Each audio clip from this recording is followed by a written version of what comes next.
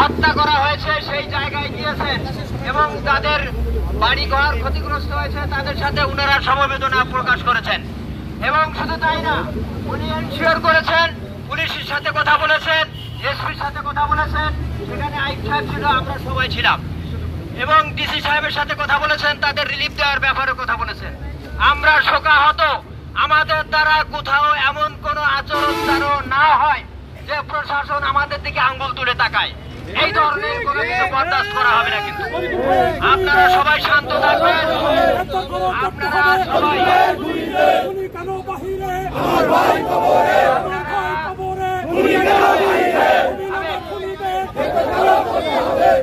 আপনারা সবাই শান্ত থাকবেন। মনে রাখবেন এটা একটা ধারাবাহিক আন্দোলনের অংশ, কারণ আমরা আমাদের নেতার তরিকুল ইসলামের আমাদের মনোভূত বিচার না হওয়া পর্যন্ত এই আন্দোলন অব্যাহত থাকবে। প্রয়োজনে আমরা এই নোয়াপাড়ার বাজারে total highway, Jessore Khulna highway বন্ধ করে দেবো, রেলপথ নৌপথ সবকিছু বন্ধ করে দেবো। যদি এক সপ্তাহের ভিতরে আমাদের এই খুনির আসামি ধরতে পুলিশ ব্যর্থ হয়, তখন পুলিশের নিয়ন্ত্রণের বাইরে চলে যাবে। বিষয়টি মনে রাখা দরকার। এখানে কোন রকমের মার্সি বাংলাদেশ জাতীয়তাবাদী দল এবং তার অঙ্গ সংগঠন করবে না।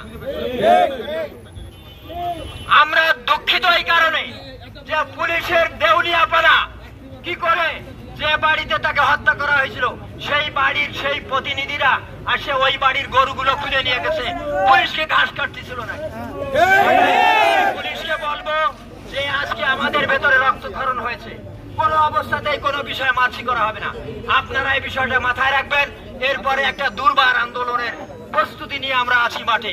আজকে এই কথা বলে সবাইকে শুভেচ্ছা জানিয়ে আজকের মতো এই কর্মসূচি সমাপ্তি ঘোষণা করা হলো। সবাইকে ধন্যবাদ।